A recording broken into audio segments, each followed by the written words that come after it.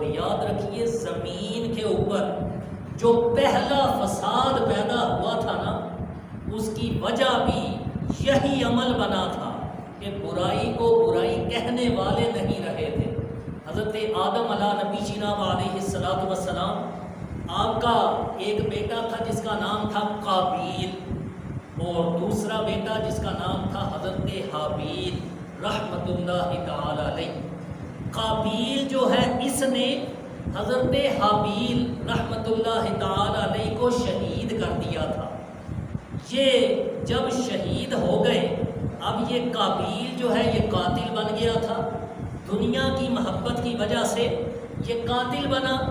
اور اس نے بجائے پھر سدھرنے کے مزید گناہوں میں مبتلا ہوتا گیا، حتیٰ کہ مورخین نے لکھا کہ اس کی گمراہی جو ہے کفر اور شرک تک جا پہنچی، کفر و شرک میں بھی یہ مبتلا ہو گیا۔ اس کی اولاد جب چلی تو اس کی اولاد جو ہے یہ بھی غیر مسلم بنتے گئے،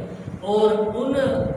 لوگوں کے اندر شراب، جوا، زنا اور ایسے بڑے بڑے گناہ جو ہیں یہ قابیل کی اولاد میں عام ہوتے گئے۔ حضرت آدم علیہ السلام نے اپنی اولاد میں سے حضرت شیس علیہ السلام کو یہ وصیت فرمائی۔ حضرت شیس علیہ السلام حضرت آدم علیہ السلام کے جو بیٹے تھے، اللہ کے نبی گزرے، ان کو وصیت فرمائی آدم علیہ السلام نے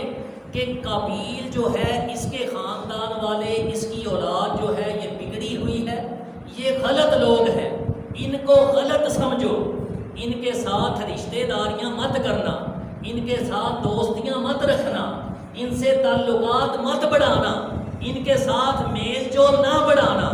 یہ کون وصیت کر رہا ہے؟ اللہ کے نبی حضرت آدم علیہ السلام حضرت شیس علیہ السلام کو یہ وصیت فرما رہے ہیں۔ مورخین نے لکھا کہ حضرت شیس علیہ السلام اور آپ کی اولاد نے آگے کئی سالوں تک اپنے جد امجد حضرت آدم علیہ السلام کے اس درس کو یاد رکھا، یعنی قابیل کے خاندان کے ساتھ انہوں نے بائیکاٹ کر دیا، ان سے ملنا جلنا چھوڑ دیا، ان سے رشتہ داریاں جو ہیں وہ نہ کرتے، اور یہ اپنے گناہوں میں اور کفر میں مبتلا تھے۔ دوسری طرف جو ہے یہ ایمان والے تھے۔ جب کافی کئی سال گزر گئے، اب ان لوگوں نے حضرت آدم علیہ السلام کے اس درس کو آہستہ آہستہ بلانا شروع کر دیا۔ کئی بیچ میں سے نکل آتے ہیں نا جی، وہ چھٹو جی، اتنے سالوں کی بات ہے، یہ کب تک جو ہے یہ بات لے کے چلنی ہے، چلو جی غلطی ہو گئی تھی ان سے، اب کیا ہو سکتا ہے، چلو صلح کر لینی چاہیے، صلح بھی تو اچھی بات ہے نا۔ کئی سیانے ہوتے ہیں، تو آج کل بھی ایسے کئی مشورے دینے والے ہوتے ہیں، وہ بھی تو اللہ کی طرف بلاتے ہیں، وہ بھی تو دین کی بات کرتے ہیں، لیکن غلط کو غلط اور درست کو درست کہو، قرآن یہ عقیدہ دے رہا ہے۔ جب ان لوگوں نے یہ روش اپنائی، غلط کو غلط سمجھنا چھوڑ دیا، قابیل کی اولاد، اس کے خاندان والے، ان سے آہستہ آہستہ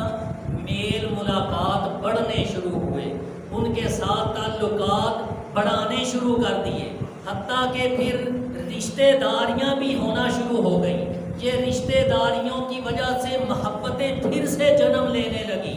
وہ جو نفرتیں تھیں یہ ختم ہو گئیں، ان کی جو برائیاں تھیں ان پہ پردہ ڈال دیا گیا، اور جو اچھے لوگ تھے، ایمان والے تھے،